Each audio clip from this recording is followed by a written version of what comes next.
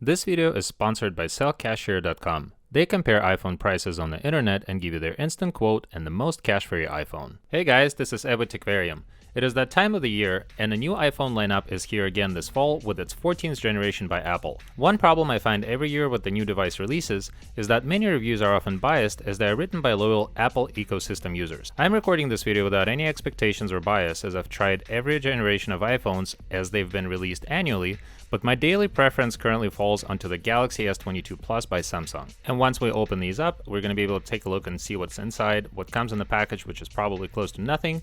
And without further ado, let's go ahead and unbox these two.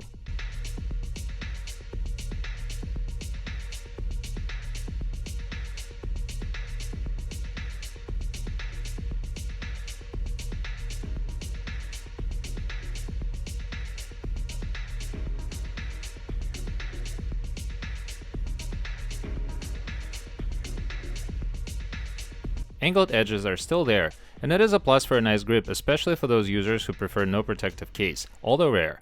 Both the 14 Pro and the 14 Pro Max feel solid in how they are built, although the abundance of glass would make any device feel fragile in your hands, and these are not an exception from the rule, especially for over $1,000. Camera module is even more massive this year, but more on that later.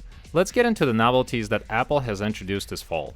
There was lots of ranting about it, but we are in 2022 while most other mobile giants have come up with a thin screen camera cut out several years ago. Now the notch introduced years ago is gone. This solution here is nothing but an off-center selfie camera module previously found on many Android devices that is just adjacent to a face recognition module and also a proximity sensor. There's quite a pleasant dynamic integration of notifications around the module, for example a timer notification that you can see here. I certainly want to say a few words about the screen. The screen is impressive here. While this video may not do justice, a truly vibrant color array makes these screens really superb. While I don't understand what took so long, an always-on display is finally here, and I certainly applaud Apple for finally introducing it, although almost a decade late.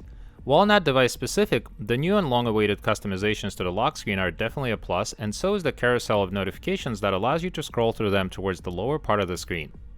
And now to the camera module. It is massive and it is protruding even farther than in its predecessors. Arguably the best in its class, it allows you to shoot in a Pro RAW format at an impressive 48 megapixels. There's absolutely nothing impressive about the zoom here. However, it still sits at 3x maximum magnification with the telephoto lens, like in the previous several generations of iPhones. While many will argue the S22 Plus is not behind in its clarity of images, in fact it becomes a preference of how the software renders these images. Ask yourself if you have any photo albums at home, and if you do, how often do you actually flip through them. The chances are is that you scroll through your images right on your phone screen. Whether you like it or not, that's the reality for most people these days. But more about cameras in my next camera comparison video on my channel. Emergency SOS satellite service has been introduced for the first time in what would have been previously available only on bulky GPS devices. In our unstable world, this is a necessity, although I hope you never get to use it. There are also a few interesting iOS 16 based features that the 14 family arrived with. These are not device specific, but rather live within the infrastructure of the operating system.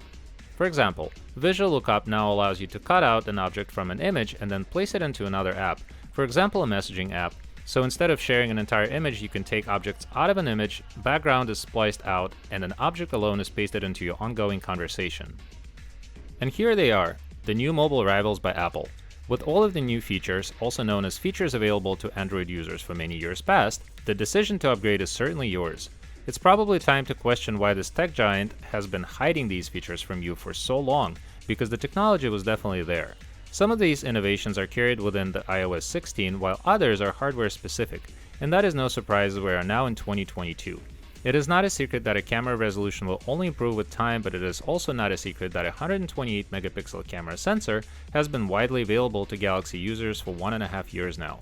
Therefore, if you have an iPhone 12 Pro or 13 Pro or any of the Max iterations on your desk right now, and you are seeking major hardware improvements, you won't get them from a 14. If you are looking for an ecosystem-based improvements, then you will get them with iOS 16 on your 12 Pro or 13 Pro.